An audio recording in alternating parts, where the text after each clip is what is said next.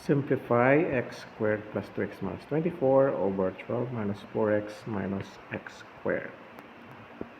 Okay. So, pababa yung ating pag-solve. So, dito muna tayo sa numerator. So, ano siya? Yung leading term natin, ang a natin dito ay is equal to 1. So, dito tayo titingin sa last term na negative 24.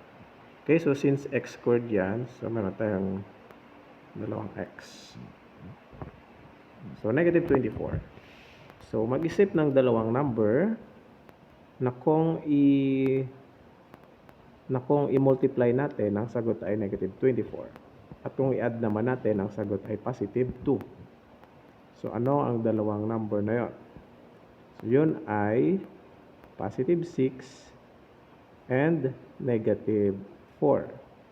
So, tingnan natin. 6 times negative 4 equals negative 24. And 6 minus 4 equals 2. So, therefore, ang factor natin ay positive 6 at negative 4. Dito, yan. So, so, positive 6 and negative 4. So, dito lang yan para sa numerator lang yan. So, ito naman yung denominator. Ayusin muna natin. Mauna dapat yung negative x squared.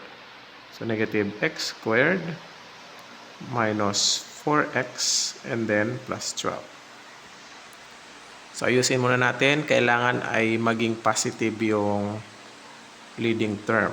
So, paano yan maging positive? So, ayan. Ayusin natin dito. So, gawin natin yan. So, ilabas natin yung negative 1 or negative na lang. So, negative x squared divided by negative ay magiging positive x squared.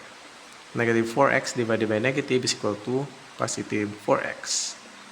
At 12 divided by negative is equal to negative 12. Ayan. So, yan na. So, therefore, pwede nating i-factor yan. So, i-factor na natin ito. Wait lang. Isulat muna natin ito dito. So, x plus 6 times x minus 4.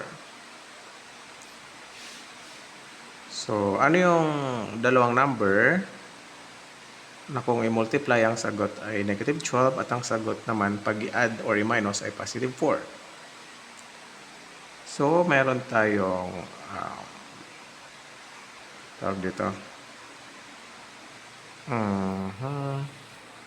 Positive 6 at negative 2. Tingnan nyo. 6 times negative 2 is negative 12 at 6 minus 2 equals 4. And then x squared, doon natin isulat. So, x squared, ibig sabihin may dalawa tayong x. And then yung negative, ilagay na rin natin doon. Ayan. At positive 6. So, positive 6 and then minus 2. Okay. So, i-cancel natin yung common terms. Ayan. So, ang natira ay x minus 4 over negative x minus 2. So, ayan. So, pwede pa natin ituloy yan. Okay, ito ay, pag ituloy natin to, kapkupin lang yung x minus 4.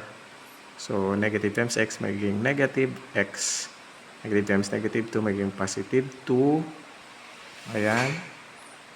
Ito ang nangyari. And then, i-finalize na natin. X minus 4. So, over. Mauna yung positive. So, 2 minus x. Ito na ngayon yung kanyang simplified form. X minus 4 over 2 minus x.